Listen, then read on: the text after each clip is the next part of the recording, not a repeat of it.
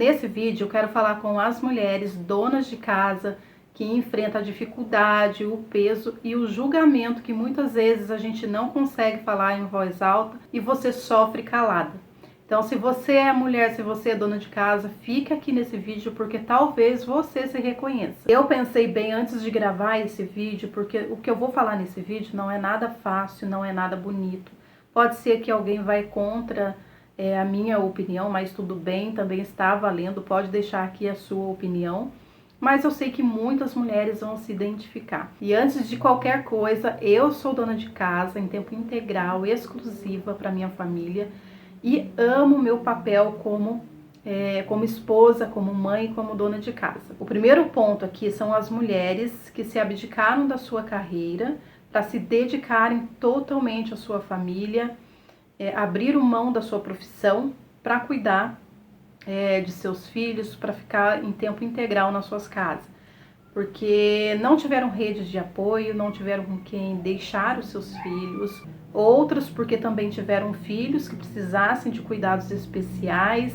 Outras também porque entraram em comum acordo com o marido entre eles resolveram que a esposa ficasse em casa e o marido fosse trabalhar. E essas mulheres, elas acabam sofrendo o luto. Elas não têm mais o reconhecimento, elas deixaram de ser quem elas eram. E é claro que os filhos sempre vão estar em primeiro lugar, mas essa mulher, ela acaba se perdendo de quem ela era. Segundo, nós mulheres que somos donas de casa em tempo integral, parece que o nosso mundinho, só se resume a isso. Com os afazeres, a gente fica tão focada com as coisas da casa, com a limpeza, com o supermercado, com as tarefas dos filhos, que parece que o nosso mundo reduziu, parece que ficou ali a gente só ficou ali naquele mundinho. E acaba que o nosso repertório ele fica limitado e às vezes a gente fica boiando em certos assuntos, a gente fica por fora.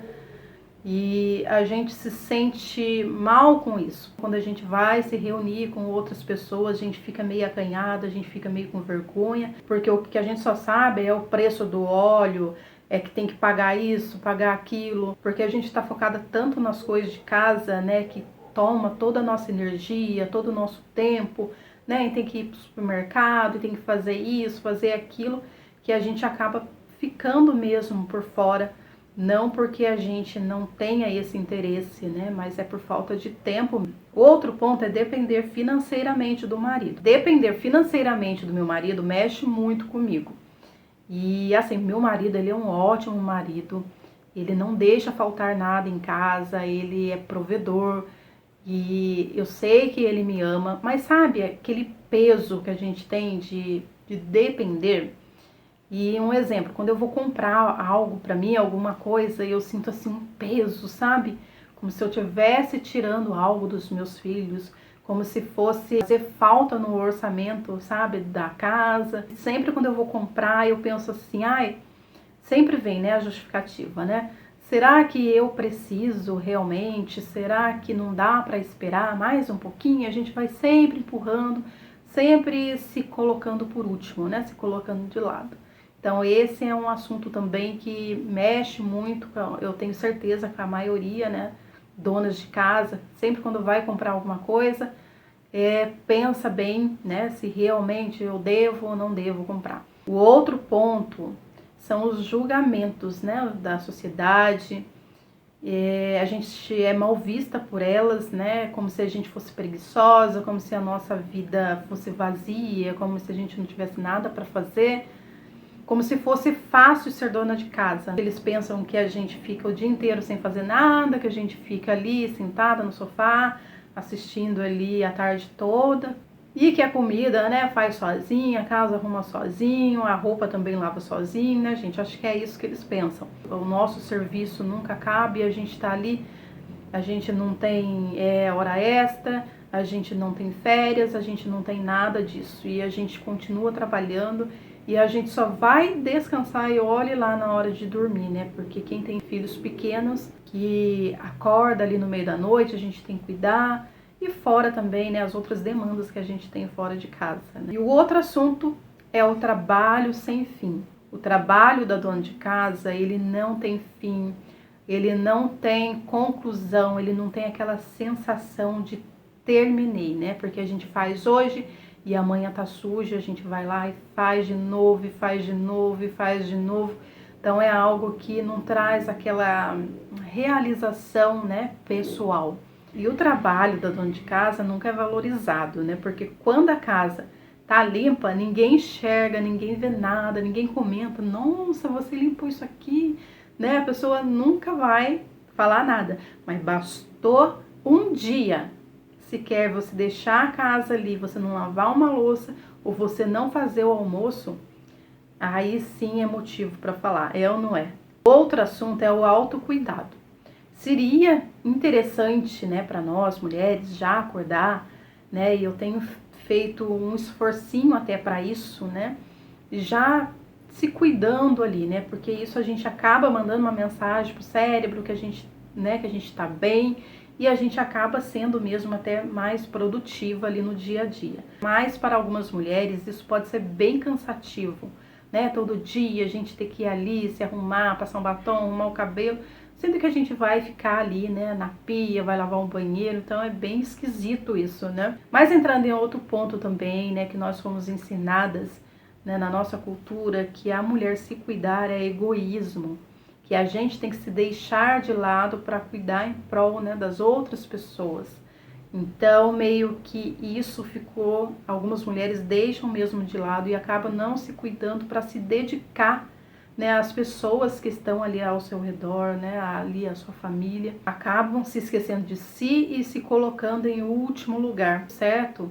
Seria a gente se colocar em primeiro lugar, a gente se cuidar para a gente poder dar aquilo que a gente tem, porque se a gente não se cuida, se a gente não se ama, como que a gente vai cuidar do próximo, né? Porque se a gente cai, a casa toda sente, né? Então a gente precisa também se cuidar, a gente precisa olhar para dentro de nós e às vezes não tá bem emocionalmente e aquela mulher só vai ficando cada vez mais cansada, cada vez mais exausta, né? Se colocando sempre por último.